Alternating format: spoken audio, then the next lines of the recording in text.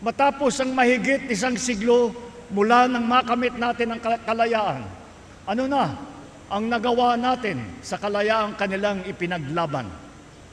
Sapagkat hindi sapat na lingunin lamang natin ang nakaraan, kailangan magsilbing pundasyon ang mga aral nito sa ating kasalukuyan at sa ating kinabukasan.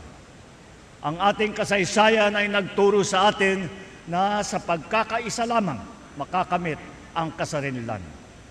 Na ang tunay na mga pinuno ay yung nagsasakripisyo ng sariling interes para sa ikabubuti ng bayan.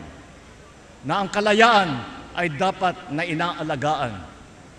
Gamitin natin ang mga aral na ito upang mapaunlad ang ating bansa at mapalawig ang ating kasarinlan. Maraming hamon sa ating kalayaan at kaunlaran. Nandyan ang mga katiwalian, pagkakakanya-kanya at kahirapan. Nandyan din ang mga pandaigdig na kaganapan at banta ng tinatawag na climate change at kalikasan.